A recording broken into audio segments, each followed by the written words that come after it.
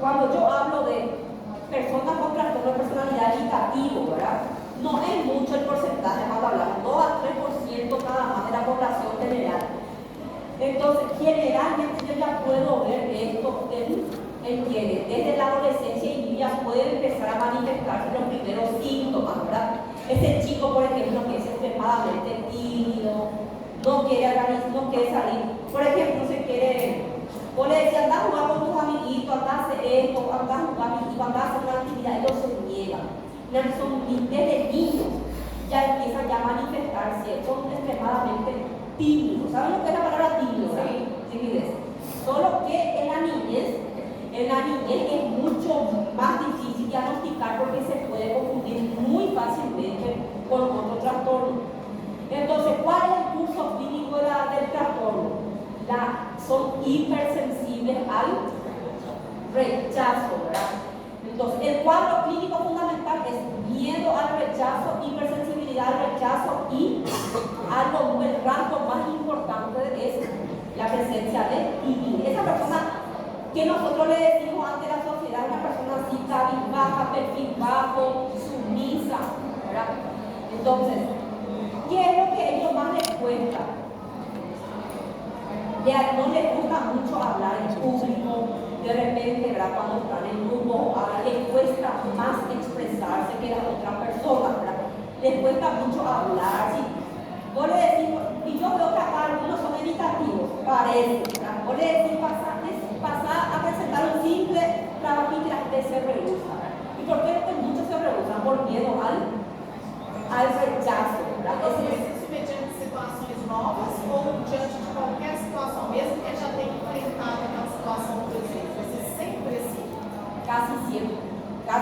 Então ele não precisa estar seguro em, por exemplo, uma pessoa que está apresentando um trabalho aqui e aí ela já conhece a gente, ela sempre sabe que ela vai apresentar esse trabalho e ela não vai ser rechaçada pela gente. Ahí cambia.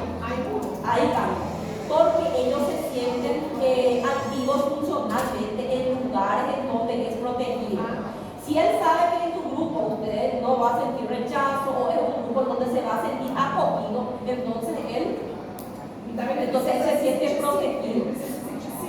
Él busca siempre la seguridad. ¿Y dónde él se siente seguro? Generalmente con la familia. Por eso es lo que el evitativo no tiene mucho círculo social. Más bien la mamá, el papá, si él tiene sus hijos, ¿verdad?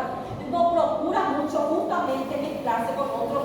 No es porque no quiere, como les digo, sino porque tiene ese miedo, ¿verdad? Tiene ese miedo a qué pueda pasar, a que le rechacen, ¿verdad? O a que no sea aceptado. Entonces, su principal característica es el rechazo. Entonces, ellos tienen que sentirse seguros y protegidos en un lugar para que ellos puedan manifestar y expresar sus ideas. Eso es principal. ¿Y cuáles son los criterios? Evita las actividades laborales que implican contacto con otras personas con un miedo significativo a la crítica, ¿verdad? Entonces, supongamos que tenga que presentar algo, un proyecto dentro de su trabajo, un trabajo que él sabe que va a ser sometido ante alguna crítica. Entonces, en un lugar donde él no está seguro, en la cual él no va a llegar al fracaso, entonces ahí es donde ellos empiezan a mostrar más evitación, ¿verdad? ¿Y qué va a pasar con este tipo de personas? Son personas que, por más que tengan la posibilidad de escalar en el trabajo, siempre van a permanecer en la misma parte, hasta que tengan la seguridad de que no van a progresar, que no van a progresar, no va a llegar al fracaso. Mientras tanto, ellos siempre van a mantenerse en el mismo lugar. Entonces, la preocupación principal es por la crítica, ¿verdad? Y otra característica muy importante es que se ve a sí mismo como socialmente inepto, con poco atractivo personal o inferior a los demás. Ustedes saben lo que es la palabra inepto en español. Ojalá que nunca le digan a ustedes que ineptos son como médicos. ¿Qué es la palabra inepto? Inepto. Ahora en paraguayo, ¿verdad? ¿Qué es inepto para nosotros? Ahí está la palabra. Y ella dijo que en paraguayo, inútil, que no sirve, vos no servís. Si te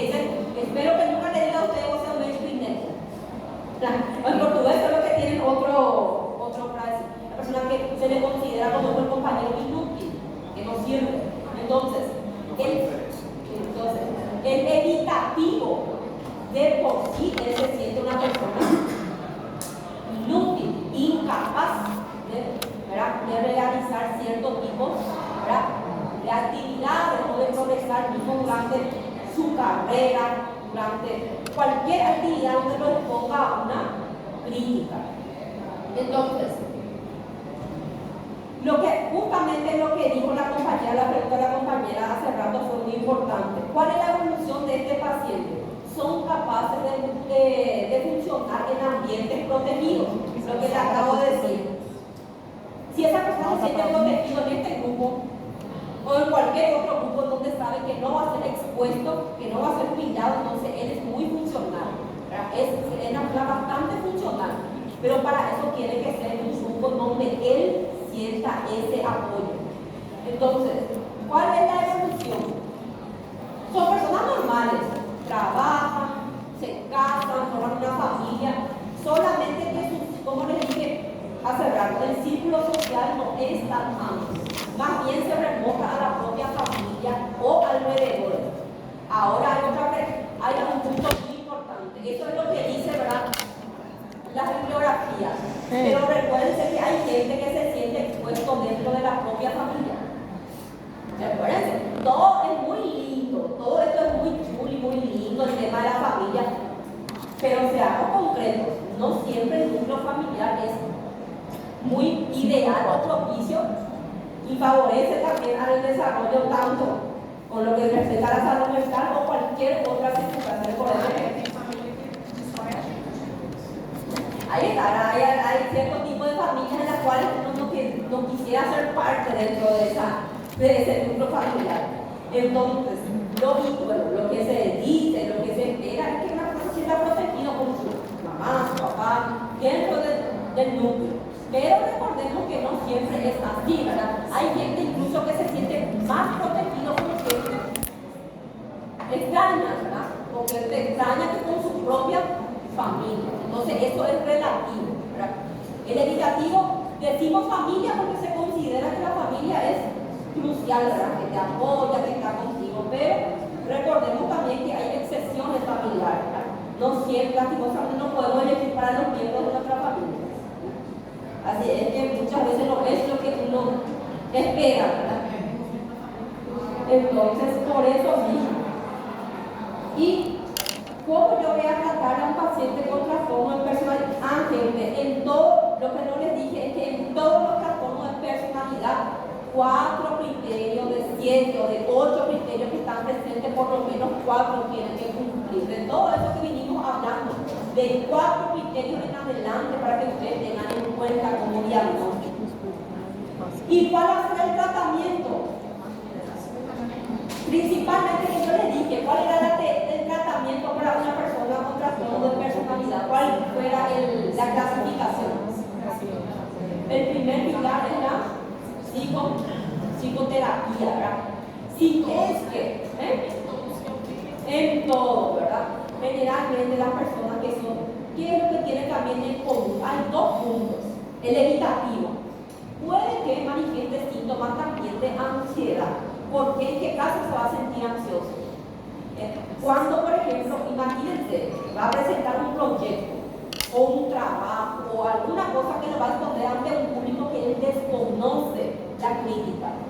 Entonces, puede llegar a esta ansiedad, puede que a la larga también esto llegue hacia volvemos al mismo punto. Depresión, ¿se dan cuenta? No salimos a lo que es depresión. La mayoría de los trastornos de personalidad conllevan a un trastorno depresivo mayor. Y de eso va a depender para que yo le inicie un tratamiento, ¿verdad?, farmacológico, ¿verdad?, que justamente vamos a hablar, ¿verdad?, vamos a hablar de los antidepresivos, vamos a hablar de los ansiolíticos ya para la final. Ese va a ser el regalito de ustedes, psicofármacos para el examen final. Entonces, ese ya vamos a dejar para la final después. No solo eso, el psicofármaco es el más fácil de todos. Entonces, trastorno de personalidad, y esto es lo que quiero que atiendan bien para no confundir con TOC. Se recuerda que nosotros ya vimos trastorno obsesivo compulsivo. Repasando un poco, ese va a caer en nuestro examen de cierre. ¿Qué era una obsesión y qué era una compulsión? Obsessão é a ideia, compulsão é a ação. Un ejemplo, y ese estaba en un cuadro que yo les puse, un ejemplo de obsesión, ¿cuál sería? Un ejemplo de una obsesión seguido de una compulsión. Uno nomás le pido. Compras. Ser perseguido. Compras, No, ¿cuál va a ser la obsesión? limpeza,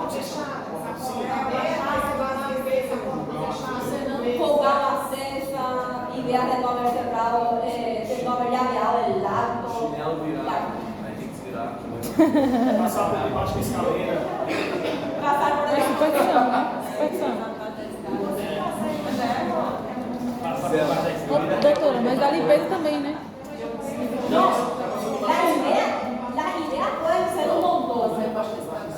Y la compulsión va a ser algo feliz para qué. ¿Qué es lo que la gente busca con la compulsión? Tratar de aliviar esos síntomas de ansiedad. Entonces, ¿cuál es una diferencia?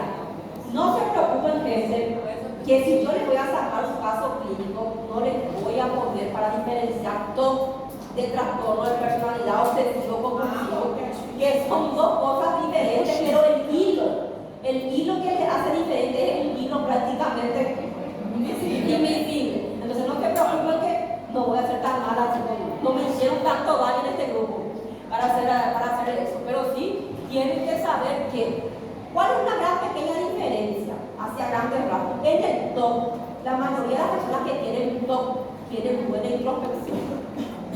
¿Qué quiere decir? ¿Se acuerdan que era buena introspección? Sí.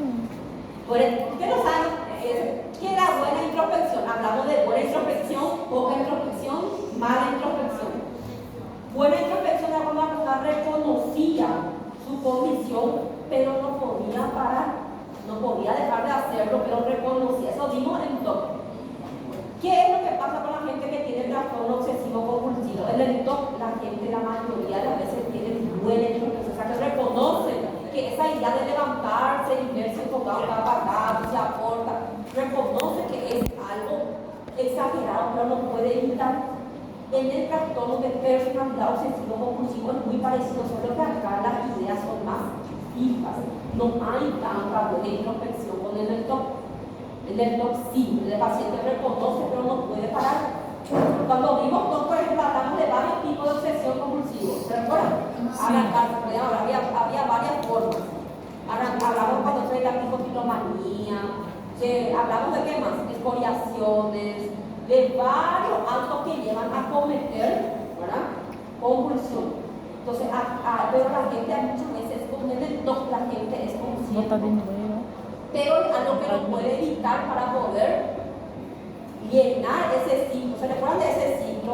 Ansiedad, está el TOC, está la obsesión seguida por ansiedad, la compulsión, después vienen pequeños episodios de alivio, ¿verdad? Y después se volvía a repetir ese ciclo y se va saliendo en el examen.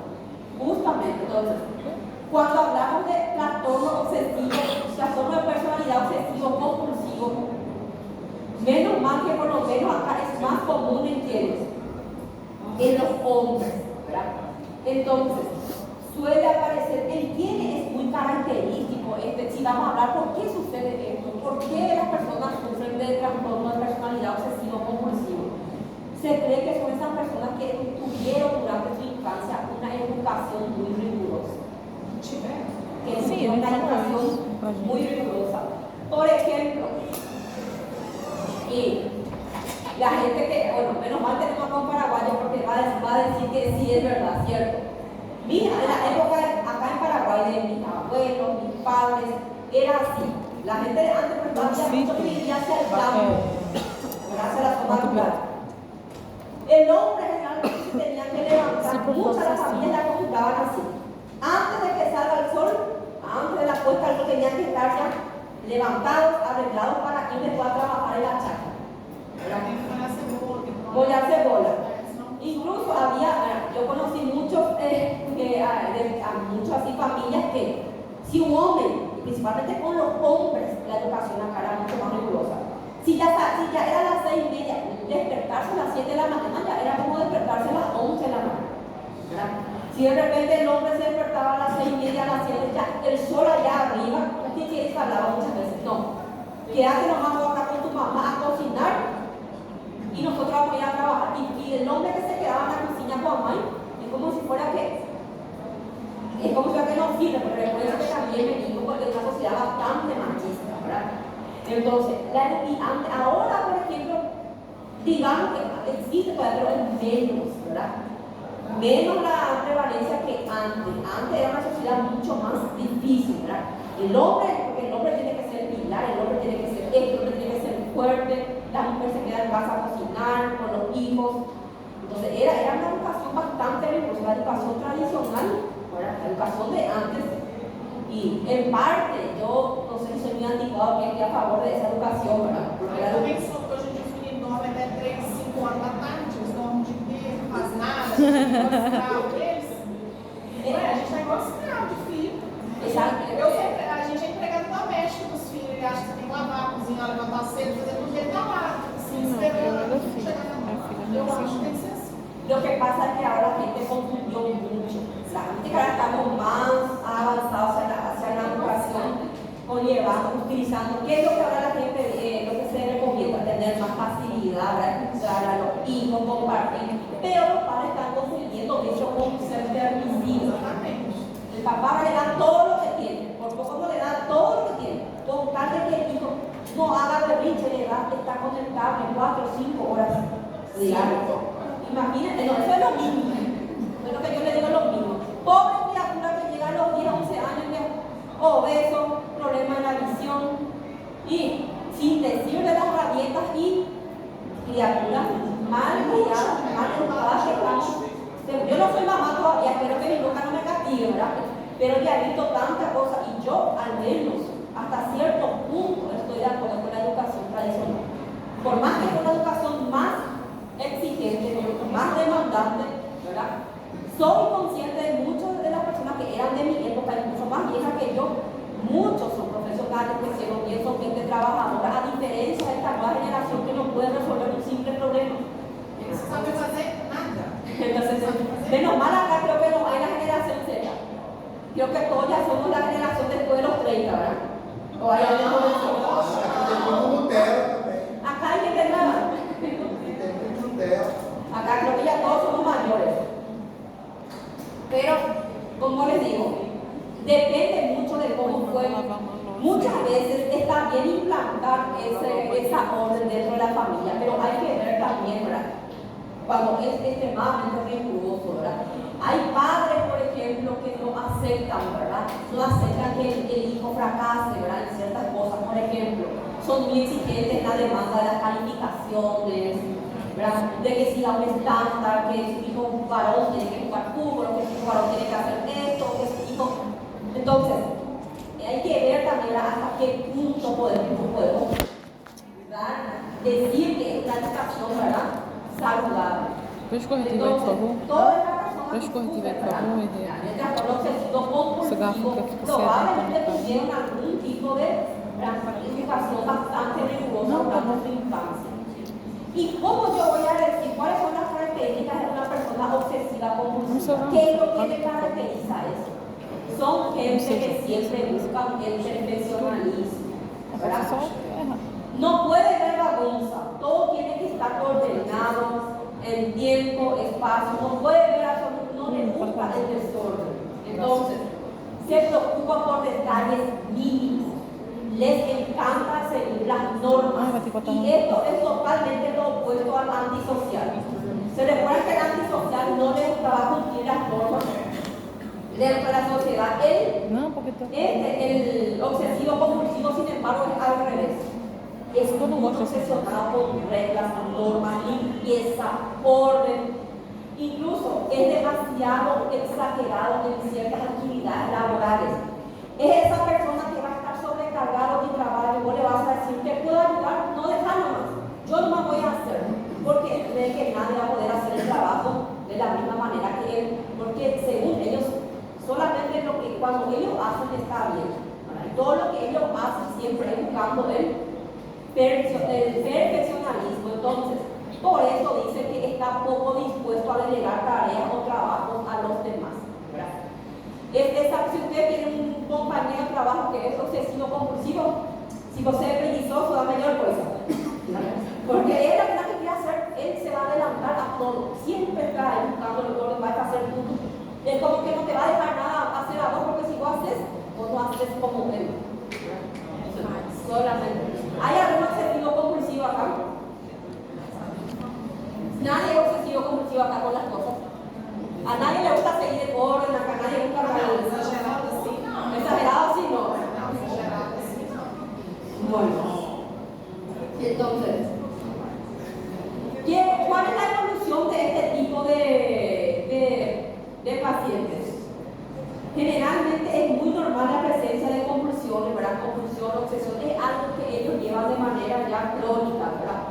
Claro que hay casos en que, como es el carácter así, el estado anímico del obsesivo compulsivo, generalmente son personas un poco serias, ¿verdad? No es así irritable como el paranoide, ¿verdad? Ni tampoco no llega a ser como el episodio que siempre está prácticamente apático, pero sí mantiene así un perfil serio, una persona así seria, porque siempre le importa mucho imponer el orden, ¿verdad? Entonces, son personas más bien, ¿verdad?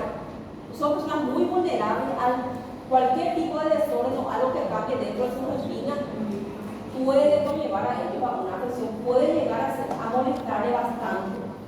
Si es que se diagnostica en la adolescencia, hay gente que ya durante la adolescencia muestran estas señales, ¿verdad?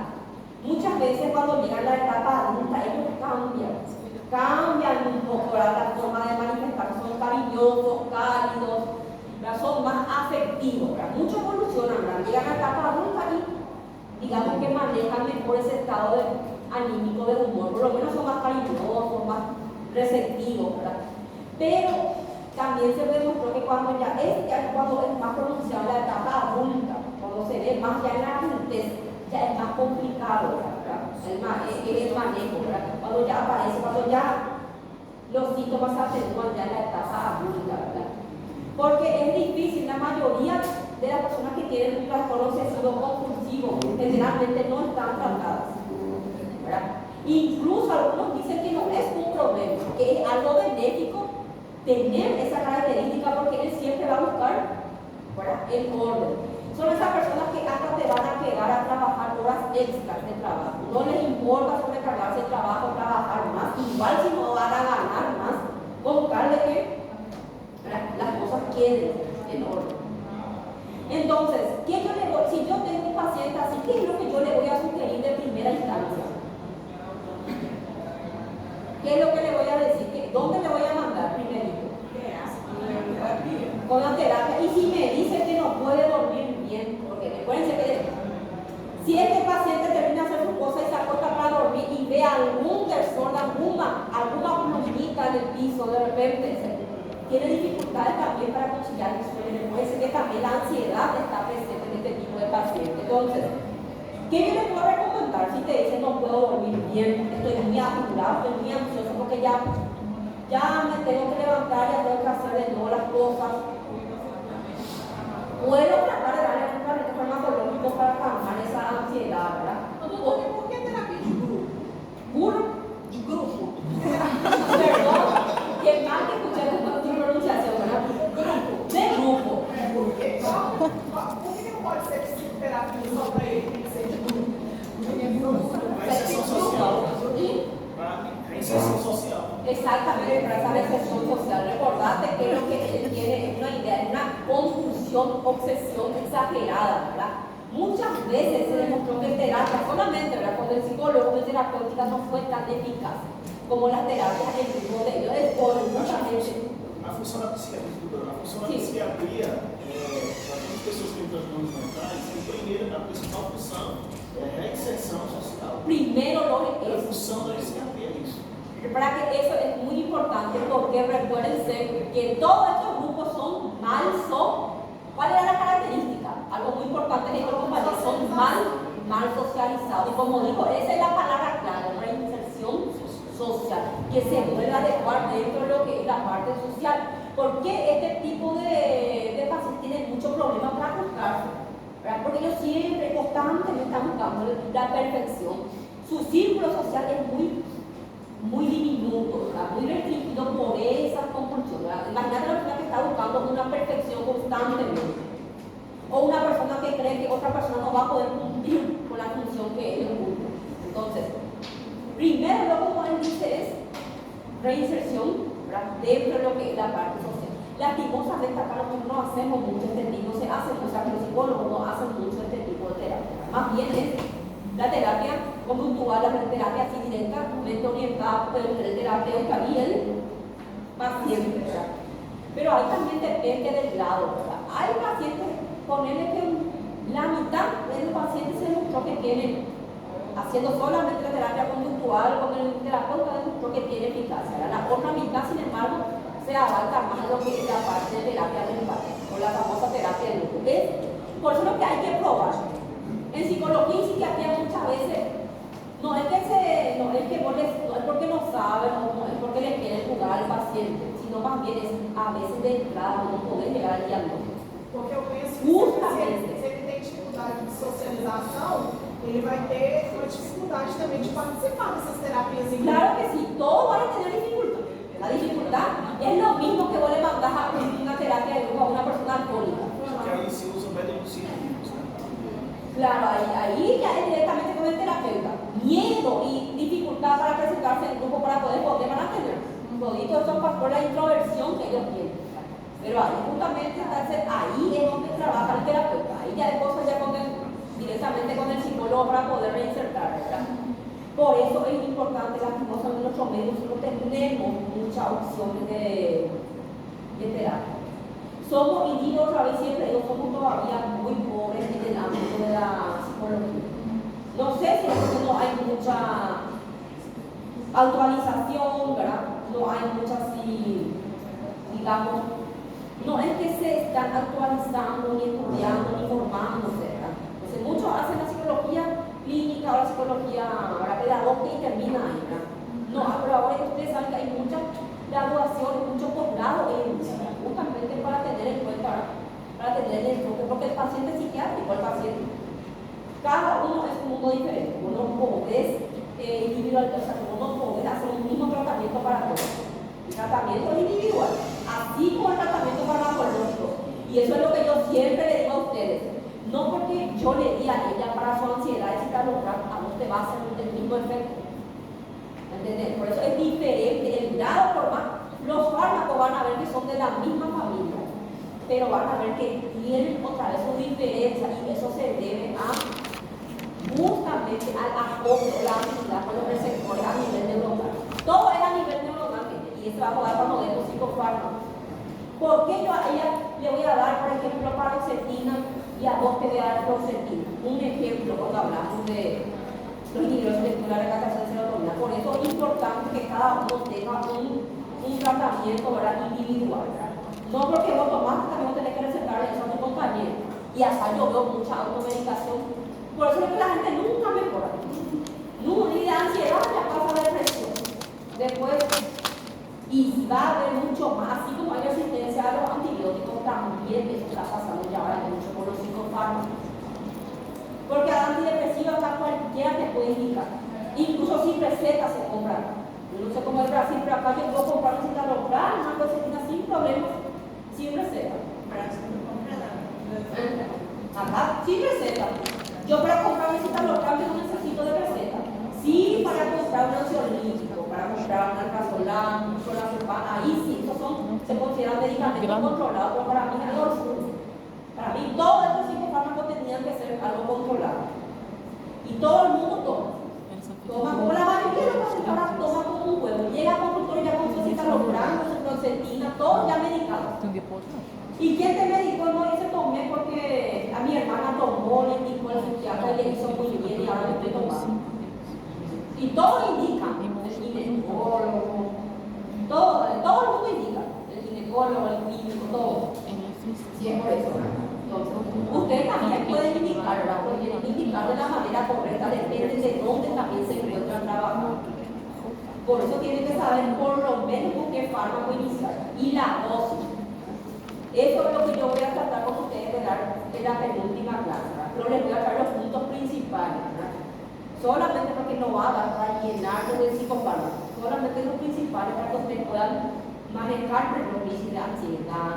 ¿Por qué no también algo, un trastorno obsesivo compulsivo? Porque ustedes saben que no todos tienen acceso a psiquiatría. Y ustedes no saben en qué lugar les va a tocar trabajar y a veces va a llegar pacientes muy descompensados. Y eso es lo que ustedes van a ver, por lo menos tienen que tener idea de qué es lo que le van a dar para que después se puedan caminar hacia el profesional. Y este es muy fácil. Acá, por ejemplo, si ustedes leen de algo de niñita, no es algo difícil de diagnosticar. El trastorno dependiente. ¿A qué hace alusión? Si ustedes ven la imagen, ¿a qué yo puedo decir que hace alusión la palabra dependencia? Porque el trastorno es cómo van a ser como una persona dependiente. Es el más fácil de todo. Es todo tipo de personas que atribuyen sus responsabilidades a otra persona porque ella se siente incapaz de resolver una mínima situación. O sea, son esas personas que le decimos dependientes emocionales, ¿verdad? Necesitan de la aprobación de otra persona para cualquier situación en donde ella tiene que tomar una decisión, ¿verdad? Les cuesta mucho tomar una decisión porque ellos no tienen confianza en sí mismos. Y justamente en quién es más frecuente el trastorno de dependencia. Mujeres. Entonces, generalmente este tipo de trastorno, ¿verdad? Tiene mucho que ver con lo que les acabo de decir. De ahora en adelante, esta nueva generación, y discúlpenme acá si hay gente joven, ¿verdad? No creo que salga joven lo que estemos acá, ¿verdad?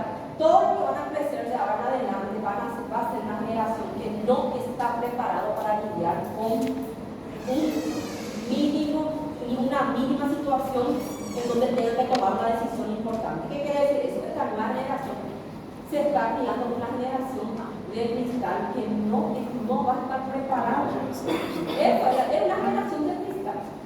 Vos no le podés decir nada, no le podés tocar cualquier cosa. Es muy dependiente. Porque los padres están haciendo eso. Yo le culpo principalmente a los padres, ¿verdad? Entonces, por este sistema nuevo que tenemos de educar, la gente cree que es lo correcto, ¿verdad? Está bien, dar cariño, dar amor está bien. Ahora, cuando ya es algo, cuando vos ya le pones todo servido en bandeja de plata a tu hijo, ahí es donde puede atribuirle a que el día de mañana, cuando llegue a ser una persona adulta, va a ser incapaz. Y principalmente nosotros las chicas, ¿verdad? Muchas veces esas chicas que se les dio todo. Y los hombres, por ejemplo, y no digo que está mal. El hombre que tiene una hija nena sabe que para ella la nena es muy apegada al papá. Sí. Muchas veces el papá le da absolutamente todo. Llega a tal punto que esa mujer crece, se vuelve adulta. Y siempre, ¿qué es lo que va a buscar? Va a buscar un hombre. Va a buscar ese perfil de papá que él tuvo para que le pueda solucionar toda la vida. Entonces, esa es la que ellos no pueden. Todo lo que es responsabilidad, todo lo que no pueden decir un simple zapato. Esa gente siempre, ¿será que me va a quedar bien? Le llama ya a su amiga, a su mamá, lo que sea. ¿Será que puede decidir por mí? No puede decidir una cosa simple, y mucho menos problemas mucho más graves. Entonces, siempre ellos buscan atribuirles todo tipo de responsabilidad a otra persona. ¿Y cómo es la característica de esa? Digo mujer porque es más frecuente en mujeres. Son generalmente mujeres sumisas, ¿verdad? Tienen esa conducta dependiente y sumisa. Entonces, son incapaces de tomar decisión sin recabar un excesivo consejo. Esa persona que siempre necesita la aprobación de otra persona. ¿Será que me va a quedar bien? ¿Será que voy a hacer? ¿Será que voy a invertir en ese negocio? Es una persona bastante indecisa, le cuesta mucho tomar sus propias decisiones. No les gusta, por eso es dependencia, no les gusta la soledad, no les gusta estar solas. Y este tipo de mujeres son las que están más expuestas a maltrato. Maltrato físico o psicológico de parte del cónyuge. Son las mujeres, son las personas que están más expuestas a ese tipo de maltrato. Mucho se hace, ¿verdad? No es algo ajeno o una novedad. Muchos de ustedes ya vieron de esas mujeres que fica apañando un man y enamorado, nunca puede salir. hay demanda de por medio, le demanda a su esposo, a su novio. Después se abre el caso, se va a la fiscalía, pero al final ellos vuelven a estar juntos. Entonces, hay que analizar un poco, pero esa mujer sí o sí tiene un trastorno de dependencia, porque no es normal. Eu não vou ficar num lugar onde não atende. Eu não me voy a ficar en un lugar donde me van a maltratar. Entonces ella ya es más agresiva, ¿verdad? No, yo no puedo quebrar, eso es muy mora, ¿verdad? Ella va a quebrar, entonces es muy... Entonces son generalmente, ¿verdad?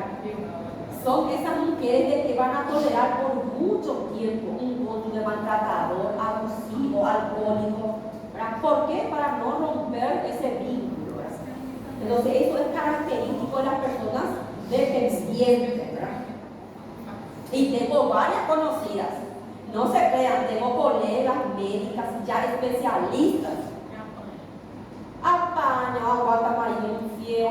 Yo le digo, ¿cómo puede ser posible? Pero eso le llaman de dependencia. Y lo peor es que sobre el área de salud, vos podés buscar ayuda, vos sos consciente. Pero essa dependência ela pode chegar a fim trágico, por exemplo. Essa dependência é tão grande que a mulher, ou o homem, ele vai ser submetido a tanta dependência e acha que tudo que o outro faz é normal, isso pode chegar até um estágio de morte, né? A la larga no te puede llevar a una depresión. Son personas muy propensas a la depresión. ¿Y por qué no también al suicidio? ¿Por qué? Imagínate que ellos se desbanquen o justamente dejen de contar con esa persona que para ellos era el pilar, ¿verdad? Entonces, son personas muy propensas a la autodestrucción, ¿verdad? Sí es que no controlan esa dependencia, pero esas son personas que son exageradamente dependientes, ¿verdad? Recordemos que todo a veces es por grado, ¿verdad? Pero claro que si no se controla, si no se trata, este tipo de personas, por ejemplo, ¿cuánta gente? Y hay mujeres que mueren en manos de cónyuges, ¿verdad? Violentos, ¿verdad? ¿Cuántos casos de feminicidio? Y volvemos a asociar acá los casos de feminicidio, ¿verdad? ¿Cuántos casos hay? ¿Verdad? Y no va. Yo digo solamente mujer, pero acá seguramente que los hombres ya me están por tirar zapatos. ¿Y por qué no los hombres también pobrecitos? No es como mujer. Ustedes saben que hay hombres también que son sometidos a maltrato y que están callados. Sí. Porque un hombre no va a hablar a la comisaría no me maltrata. No me maltrata. ¿Por qué? Y no va a decir eso. Y se ríe, y está mal eso que. ¿Por qué el hombre no puede denunciar, por ejemplo, un maltrato? Eu sei. Ele vai chegar na delegacia e vai falar, olha, eu vim aqui fazer uma denúncia, que a pessoa está me batendo. Pero tantas cosas hoy ya se considera ya algo normal. Hay países donde legalizan el aborto, legalizan cualquier cosa. ¿Y por qué no tomar eso también como algo? ¿Por qué no tomar también el abuso contra la mujer? Eso es muy importante, eso es mucho más importante para mí. Normalizar, enfatizar. ¿Por qué el hombre no puede denunciar un maltrato? Estava conversando com os meninos ali fora, doutora, teve uma estatística dentro da polícia de Minas Gerais, né, das denúncias de maus tratos de mulheres, a Lei Maria da Penha, né, para ser mais precisa, de 10 denúncias de mulheres, uma denúncia é verdadeira e 9 denúncias são falsas. São homens que são submetidos muitas vezes até os maus tratos de mulheres e que não fazem nada. Então, de 10 denúncias de Maria da Penha que são investigadas, uma é verdadeira e as outras 9 são falsas. Imagínate. Y eso dice la estadística. Imagínate, el hombre no dice nada. El hombre fica calado, no se sabe. Y recuérdense, gente, no, cuando yo digo abuso no me estoy refiriendo a pancada. No, es para que, no es que la mujer le pega por el abuso. Para mí, el abuso psicológico, todo lo que sale de la boca, es mucho. Vos se apañan, ¿eh? Si vos se apañan, vos tenés hematomas, moretones, vas a recuperarte de eso. Pero todo lo que entra por el oído, todo lo que sale de la boca de la persona, lo que vos recibís, eso es mucho, llega a ser mucho más complejo a la larga. Y eso es lo que más llega a la autodestrucción. La gente no le da importancia al maltrato psicológico. Los hombres también son víctimas, pobrecitos, ¿verdad? Aunque nunca nadie les dice nada, pero ellos también son víctimas. Entonces eso es general. Claro que la mujer de por sí es más propensa, ¿por qué? Porque la mayoría de este tipo de trastorno de dependencia es más frecuente en las chicas, en las mujeres. Porque a la mujer desde chiquitita no se le sobreprotege más. Es mucho más común, ¿verdad? Y todo lo que dijimos es de todos estos criterios que hablamos, 4 el más, yo la puedo considerar un trastorno de personalidad. Aquí son 5. Acá son 5. Ah, aquí en el otro era 4. 5 el más, pero 4. Según las bases ya puedo ya pensar. Si tiene 4 de estos criterios ya puedo. La DSM decía 5, pero esto ya es antiguo ya. Ahora las nuevas actualizaciones refieren que todo tipo de trastorno de personalidad a partir del 4 en más yo ya puedo considerar como un trastorno de personalidad, en este caso dependiente. Entonces, ¿cómo va a ser la evolución de este tipo de personas? ¿Cómo va a ser, cómo ustedes se imaginan que va a ser el ámbito laboral o social de una persona que es muy codependiente? ¿Ustedes creen que va a influenciar mucho en la parte laboral? Laboral, sim, com certeza. Imagínense una persona que no puede decidir, no puede tomar decisiones por sí sola. O sea, que va a influir bastante, va a alterar el funcionamiento laboral. En la parte también social influye bastante, ¿verdad? ¿Por qué? Porque esa persona no tiene propia, no se puede mantener una propia responsabilidad para poder afrontar las situaciones. Entonces, muchos, y vuelvo a repetir, muchos de estos sufren de maltrato psíquico o físico, ¿verdad? Porque no son asertivos y por eso la mayoría. Tengan en cuenta, poniendo al tema de las chicas, ¿verdad? Porque ya que hablamos de la frecuencia, la mujer que padece de este tipo de trastorno siempre va a buscar como una pareja, como un cónyuge, alguien de carácter dominante. Ella es sumisa, ella era sumisa, ella está codependiente y siempre va a buscar esa figura más dominante. Entonces, por eso es mucho más frecuente en ellos el abuso, ¿verdad? Entonces, cuando pierden, ¿y qué es el problemita? Ella hasta va a recibir golpes, va a recibir abuso psíquico, pero si es que deja de estar con esa persona, por más que ella sufre el abuso, ella sufre. Ella sufre porque ella no puede quedarse sola. Por eso, como dijiste vos, la mayoría terminan autodestruyéndose, ¿verdad? Porque cuando ellos se toman de una persona, si yo le tomo a él como mi pilar, entonces, si yo tengo que perderle a él, para mí va a ser algo bastante catastrófico que le conlleva a ellos hacia un trastorno depresivo mayor. Entonces, por eso es lo que a veces dicen, yo no entiendo cómo él puede aguantar cada insulto. Y si es que hay mujeres que van a decir, pero está arrepentido o no le puede dejar. ¿Verdad? Ese tipo de personas que siempre va a volver y va a volver varias veces. Sí. Incluso a veces la separación es casi imposible. Y eso es beneficioso para la gente, para esos abusadores. ¿Por qué? Porque ellos están seguros de que esa persona jamás va a ser muy difícil que pueda llegar a desapego. Por eso este tipo de, para mí, otro trastorno muy difícil también de tratar de este tipo de dependencia. Porque a la larga la mayoría llegan a una autodestrucción, ¿verdad? Y acá, el pilar principal, ¿cuáles van a ser? Todo tipo de terapia, ¿verdad? Que le permitan a esta persona comprender la terapia conductual del por qué es así, ¿verdad? ¿Por qué ella acepta? Por ejemplo, ¿por qué ella no puede tomar una decisión por sí sola? Todo tipo de terapia que conviene hacia la parte conductual, ¿verdad? Entonces, ¿qué es lo que vas a buscar a esa persona? ¿Qué es lo que va a buscar el terapeuta? Ejercicios conductuales donde para que ella pueda ser una persona más por lo que esa persona tiene que tratar de ser más independiente. Empezando por pequeñas situaciones, ¿verdad? Donde hago pedir entrada que resuelva grandes problemas, ¿verdad? Si tenía duda, por empezar así, que por lo menos tenga seguridad de cómo vestirse, de que pueda elegir su propia ropa, su propio zapato, cosas así, ¿verdad? Lo que vas a hacer es que esa persona pueda reinsertarse consigo misma, ¿verdad? Para que pueda tener esa autoconfianza.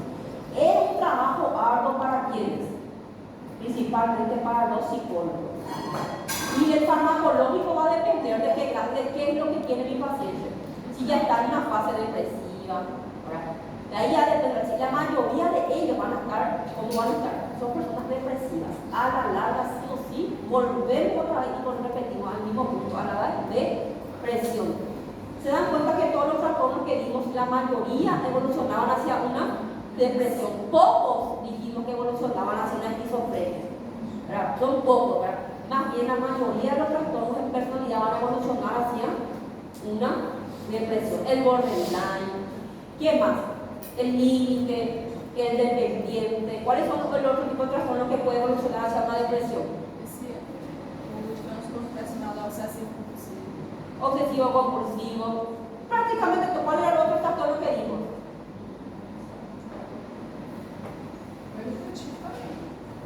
O evitativo também. El evitativo, el narcisista, principalmente, porque recuerden que el narcisista llega a su era en donde ellos pierden juventud, pierden energía, a la vejez, por ejemplo, ¿verdad? Cuando más pasa el tiempo, cuando ellos no pueden conseguir sus objetivos también. Prácticamente todos los trastornos que digo conllevan hacia, volvemos al mismo punto, hacia lo que es el trastorno depresivo mayor. Entonces, el trastorno de personalidad en sí, y lo más triste es, se estudia, se sabe, pero ¿qué es lo que pasa con este tipo de trastornos? Seamos sinceros, la mayoría no son tratados, la mayoría son trastornos. Narcisista no es tratado, el histriónico no es tratado, el dependiente prácticamente ya después de que se muera o que pase algo trágico, ahí recién, ¿por qué? Porque ella nunca dijo nada, ¿por qué no la ayudé? Es lo mismo que una persona cuando se suicida, después de que pasa algo, nada más. Doutor, e na maioria desses transtornos aí, eles vão ser diagnosticados quando a pessoa já está com depressão e vai ser tratada de depressão e diagnostica que essa pessoa tinha um transtorno. Y ahí vamos a buscar cuál es el origen de la depresión. Viste, cuando vos tratas de depresión, al menos como en terapeuta y psiquiatra también, lo que va a buscar es de dónde, por qué radica. Y ahí resulta ser que ahí se le asocia a un trastorno de personalidad evitativo, o ahí recién está con relación a que era un límite o borderline, ¿verdad? Pero casi siempre ya es cuando cae, ¿verdad? O avanza ya hacia otros trastornos, en este caso la depresión. Antes que eso, trastorno de personalidad, y la mayoría conlleva esto de manera crónica. Entonces, estos son los más difíciles de tratar, ¿verdad? Porque el esquizofrénico, si está psicótico o otro tipo de trastorno, de los síntomas se acentúan mucho más rápido, se trata más rápido también. La propia familia, con estos tipos de trastornos van a tener cuidadito, porque muchos sí evolucionan, son de evolución crónica y muchos mueren sin un diagnóstico y sin un tratamiento, porque antes eso no se sabía, antes no existía eso del esquizoide, del esquizotípico, como les dije, persona que quería vivir solito, bueno, déjalo que viviera solo, no se clasificaba, no se sabía, ahora se sabe, antes no existía esta clasificación de trastorno de personalidad. Hasta acá, gente, es el examen. Gracias a Dios, ¿verdad? Eu creio. Bueno, eu acho que para a gente ter, por exemplo, 4 critérios, 5 critérios, a gente podia fazer a prova com uma cópia do DSM-5. Como? Que passou? Como que não foi a prova? Uma cópia da SM. De acordo, né, com a quantidade de transtornos e a quantidade de critérios, 4, 3, 5, eu acho que a gente devia ser autorizado a fazer a prova com a cópia do DSM-5, porque é difícil. Tem que decorar o ela não vai vir Não.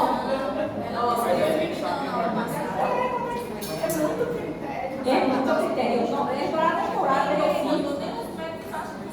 Não, esse daqui a gente entende. O problema é. No, esto es con la práctica mesmo. Difícil de decorar. Nada de no. Vos le vas a preguntar al especialista y te va a decir, no, preguntarle, no, ya cualquiera no te va a decir criterio A, criterio B, porque es con la práctica. Sí. Sí, por aquello que tienen que leer. El criterio pues es muy fácil, porque si dan vuelta repites todo. Te dice 4 o más.